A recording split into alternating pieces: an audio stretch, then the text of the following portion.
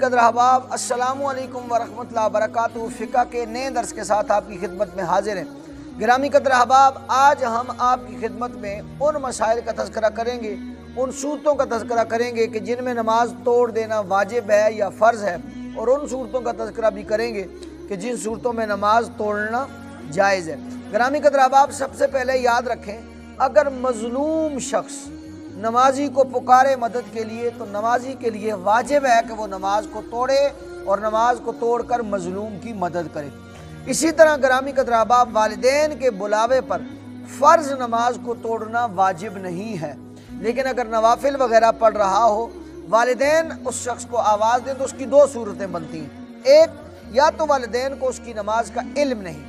اگر ان کو علم نہیں ہے تو اس کو چاہیے کہ یہ نماز کو توڑ کر اگر نوافل پڑھ رہا ہے تو ان کی آواز پر لبیک کہے اور ان کی خدمت میں حاضر ہو جائے، اور اگر انہیں علم ہو تو ان کے بچہ نماز پڑھ رہا ہے تو ان کا جواب نہ دینے میں کوئی حرج نہیں ہے،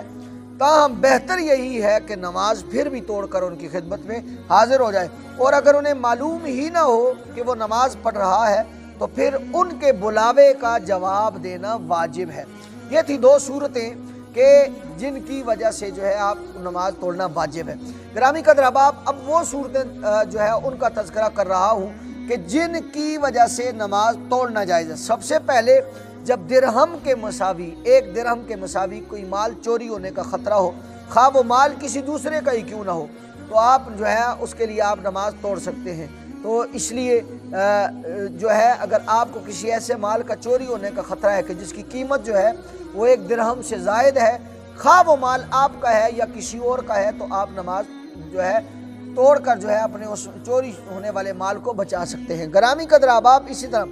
بھیڑ بکریوں پر بھیڑیے کے حملے کا خطرہ ہو تو پھر بھی جو ہے آپ نماز توڑ سکتے ہیں۔ یعنی کوئی شخص ایسا ہے جس کا ریوڑ ہے اور وہ چرواہا ہے اور وہ بکریاں چرا رہا ہے، تو وہ جو ہے اس نے دیکھا کہ بھیڑیا آ گیا یا کوئی خونخوار جانور آ گیا ہے، تو اب جو ہے اس کو چاہیے کہ وہ نماز کو توڑے اور جو ہے توڑ کر جو ہے ان بھیڑ بکریوں کو جو ہے اس بھیڑیوں کے حملے سے یا جو ہے وہ اس خونخوار درندے سے بچائے۔ گرامی قدر احباب، اسی طرح نابینا شخص کے کنویں میں گر کر ہلاک ہو جانے کا خطرہ ہو، یعنی کوئی شخص ایسا ہے وہ نابینا ہے اور رستے سے گزر رہا ہے، اور جو ہے اگر آپ نماز پڑھ رہے ہیں، آپ کو علم ہے کہ اس شخص کو اس رستے کا علم نہیں ہے، تو جو ہے یہ کنویں میں گر جائے گا اور گر کر ہلاک ہو جائے گا، تو چاہیے کہ آپ نماز کو توڑیں اور نماز کو توڑ کر جو ہے گرامی قدر احباب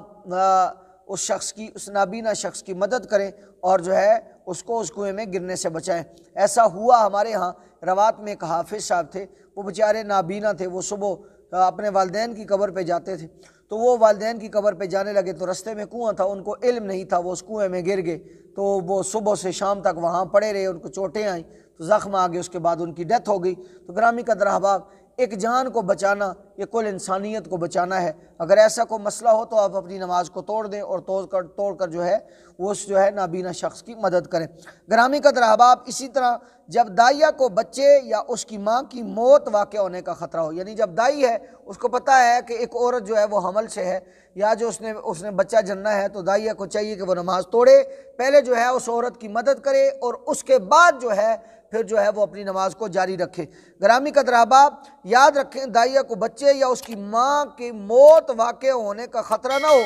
مگر وہ بچے کی پیدائش کے کام میں مصروف ہو، تو اس کے لیے اس بات میں کوئی حرج نہیں کہ وہ نماز کے وقت کو مؤخر کر دے اور بچے کی طرف متوجہ ہو، یعنی نماز کو مؤخر کر دے، پہلے جو جس کام میں لگی ہے اس کام کو سر انجام دے۔ ایسا نہیں ہے کہ ابھی وہ جو ہے وہ اس کام میں مصروف ہے اور اس کام کو ادھورا چھوڑ دے اور اس کے بعد جو ہے وہ نماز پڑھنے کے بعد جو ہے اس کام کی طرف متوجہ ہو، بلکہ اس کو چاہیے کہ پہلے وہ جو ڈیوٹی سر انجام دے رہی ہے اس کو جو ہے پائے تکمیل تک پہنچائے اور پھر مالک کے حضور تسلی اور تشفی کے ساتھ حاضر ہو جائے۔ اسی طرح گرامی قدر احباب،